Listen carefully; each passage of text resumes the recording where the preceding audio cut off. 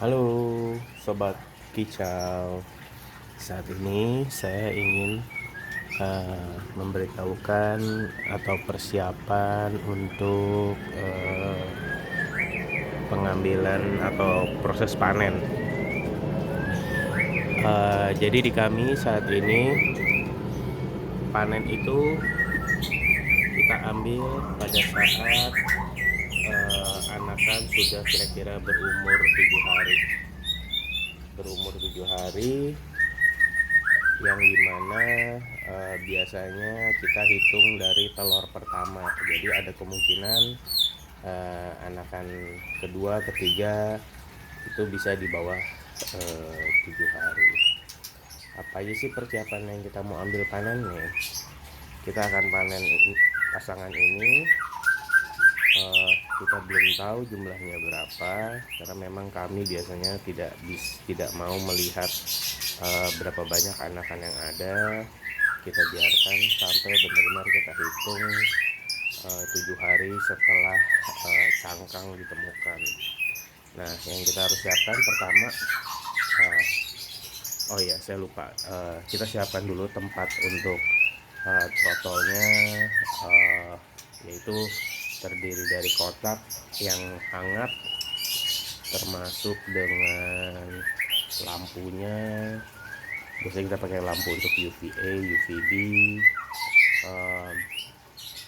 dan juga beberapa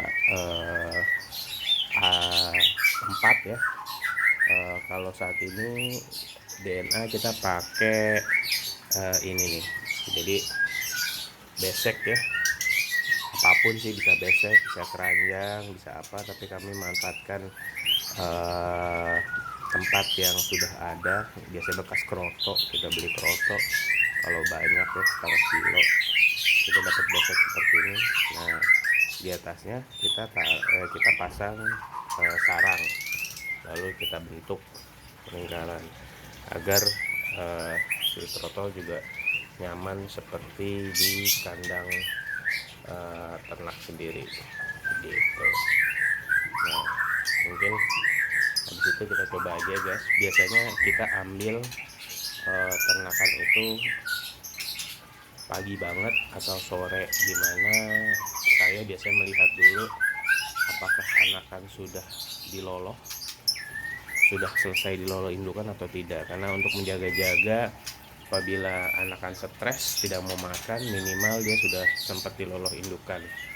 Oh ya, kita juga harus siapin tuh makanannya sebelum kita panen.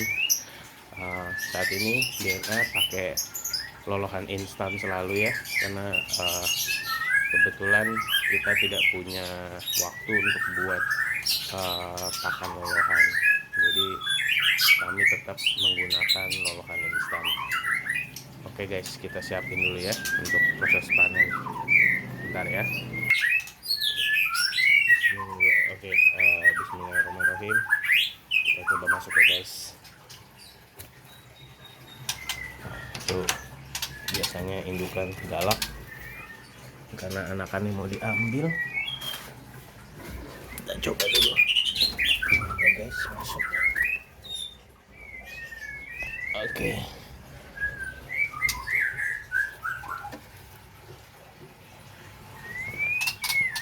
Oke, sih kita lihat itu lubang anakan bapak dan ibu yang sudah marah-marah. Ada lebih dari satu guys. Hati-hati kalau ditarik. Ini anakan yang pertama.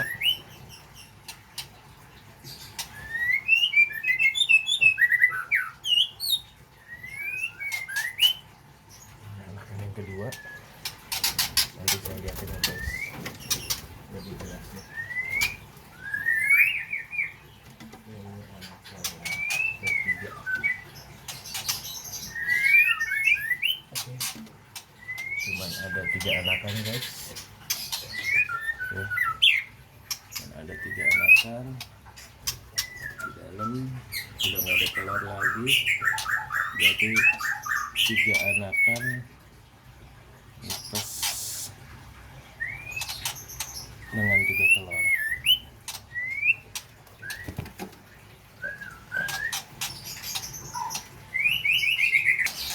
Oke guys,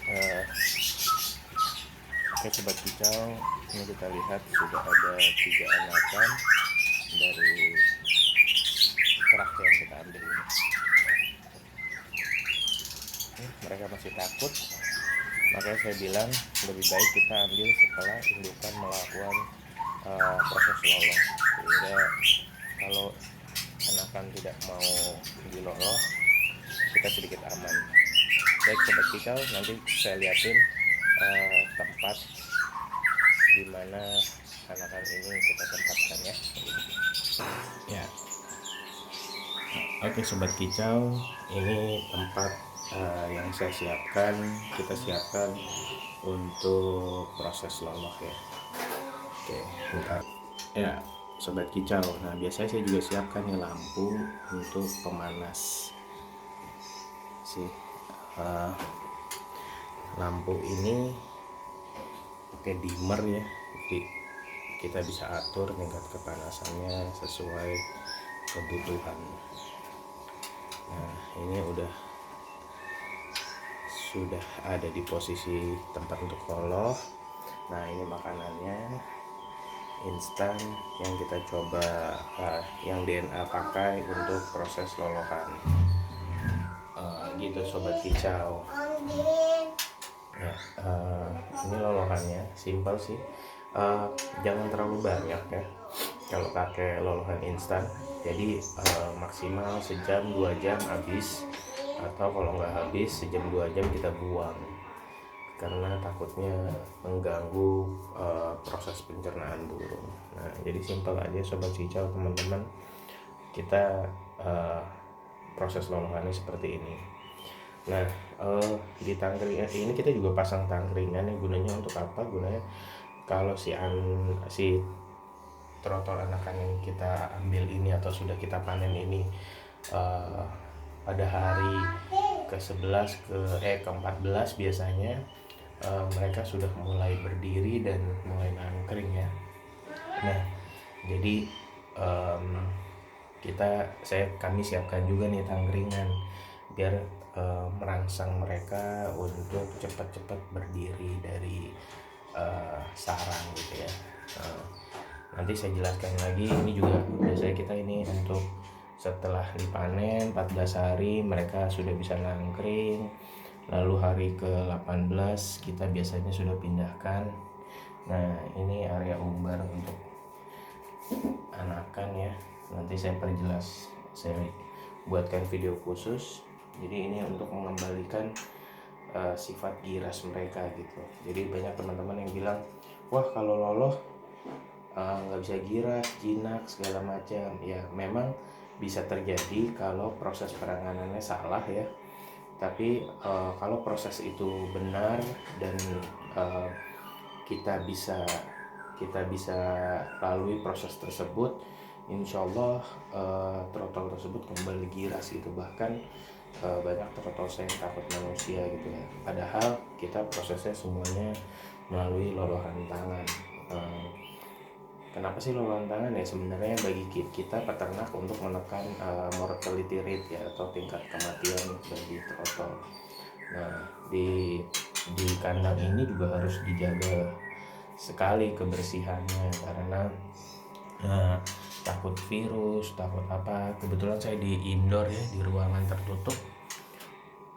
Nah, ini beberapa indukan yang mabung kita ada di kandang ini, termasuk kita juga ada inkubator. Nah, jadi ini sih loloh dari DNA. Tapi nanti kita buatkan video khusus lah untuk proses kandang anakan yang bagus seperti apa sih, prosesnya gimana. Tapi ini saya lagi pengen videokan fokus kepada persiapan yang harus dilakukan untuk memanen suatu trotol. Nah, jadi pertama adalah makanan. Kita summary ya, pertama makanan kita siapkan sebelum kita ambil, lalu kandang kita bersihkan, lalu kita pakai koran, jadi kalau kotor kita tinggal buang. Lalu biasanya saya ada wadah tempat pup anakan nanti kita ambil. Biasanya saya pakai sumpit ya. Saya cari sumpit saya. Begini. Kita pakai sumpit untuk memudahkan proses pengambilan. Nah, lalu ada tempat anakan, tangan, sarangnya, lalu kalau bisa ada lampu pemanas. Nah, lampu pemanas ini lebih bisa hangat. Kira-kira sih itu aja sih ya yang kita siapkan. Mungkin kita coba ya untuk proses lolohan, apakah dia mau atau enggak. Biasanya lolohan awal kita biarin sampai dia lapar banget, biar dia mau makan ya.